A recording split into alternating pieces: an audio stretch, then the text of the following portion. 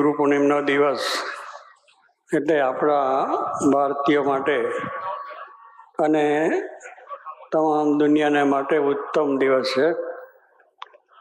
કારણ કે ગુરુના આશીર્વાદ મેળવીને આપણે આપણા જીવન જીવવાનું છે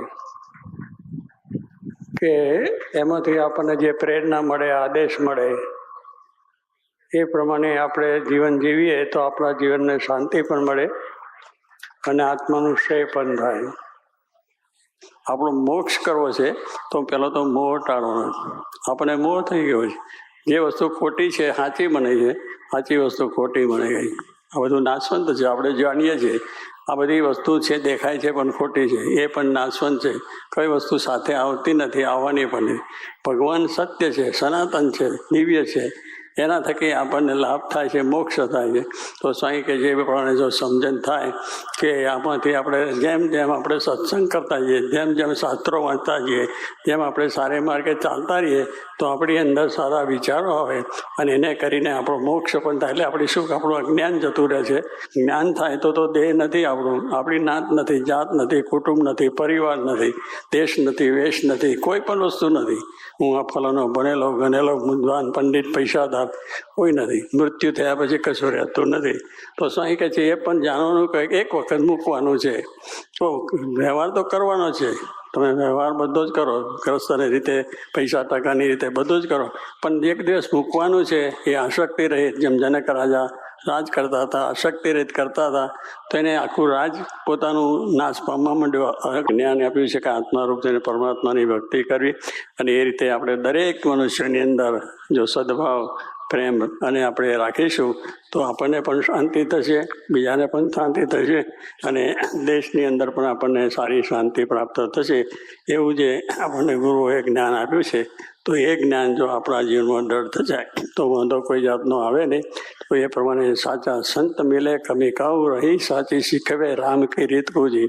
કે સાચા સંત મિલે તો એ ભગવાનની રીત છે, ભગવાનના જે આદેશ છે, ભગવાનના જે નિયમો છે, અને જે આપણા પ્રમાણે સામાજિક છે, કાર્યો છે, રાજકીય કાર્યો છે, કે પછી ધર્મના જે કોઈ પણ કાર્યો, એની અંદર એવા સાચા સંતો મળે તો આપણું કાર્ય થાય છે.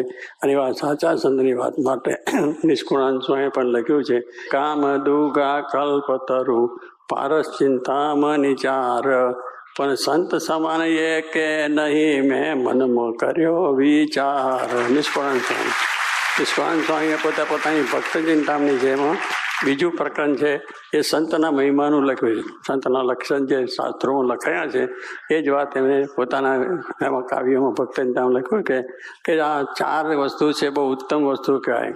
ચારેય વસ્તુ આપણને સારી આપે, પણ શું આપે છે કે દુનિયાનું માયિક સુખ.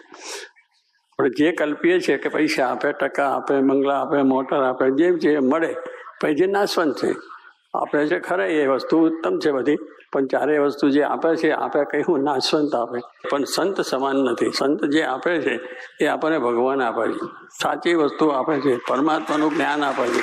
અને એ જ્ઞાનથી આપણા જીવનમાં આ લોક ને પરલોક બે આપણો સુધારે છે. એવું જ્ઞાન, એવું જે એવા સંત જે આ વાત કહેવાય કે જે એનાથી ઉત્તમ શાંત છે, ધર્મ, જ્ઞાન, વૈરાગ, ભક્તિ, સત્ય, દયા, હિંસા, બ્રહ્મચર્ય, એવા જે ગુણોથી યુક્ત છે એ બધાને એવું જ્ઞાન આપે છે આત્મા પરમાત્માનું. અને જેને કરીને આપણે સર્વ પ્રકાર સુખિયા થયા છે. અને જે કંઈ આપણા લોકના મોહ મમતાઓ મૂકીને કહે છે કે આપણા આ લોકનું પણ સુખ મળે છે. અને આપણો દરેક જીવનની અંદરનો બધો જ ખ્યાલ રાખે, આપણા વ્યવહારનો, સંસારનો, દરેક કાર્યોની અંદર પોતે ઓતપ્રોત થઈને એને ખબર નથી, પણ એ રીતે એક આત્મીયતા વધે, ભગવાનને વિશેની ભક્તિ વધે, એમનો ધ્યેય એટલો જ. તો એ રીતે એવા ગુણાતીત સંતે યોગીજી મહારાજ એમના થકી આપણને થયું છે. તો ગુરુ, સાચું ગુરુ પૂર્ણિમ એ છે, ગુરુ પૂર્ણિમનો આપણે કે ગુરુની ભક્તિ આપણે એમાં એ જ છે કે આપણે એ ગુરુની મરજી સાચવીને ગુરુના આ જે કંઈ આપણે આદેશ છે એ આપણા જીવનમાં ધારીએ કે એમને જે આપણી અંદર આપવું છે, ધર્મ, જ્ઞાન, વૈરાગ, ભક્તિ, આગળ કલ્યાણકારી જે ગુણો છે એ ગુણો આપણી અંદર દૃઢ આવે. મારા જે વચનામાં કહ્યું, સત્પુરુષના ગુણ મુમુક્ષુમાં આવે છે.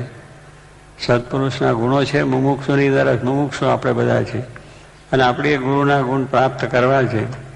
તો એ ગુરુને રાજી કરીએ તો એ ગુણ પ્રાપ્ત થાય. હવે રાજી કરવાને માટે એમને વિશેનો આપણો સંપૂર્ણ દિવ્ય ભાવ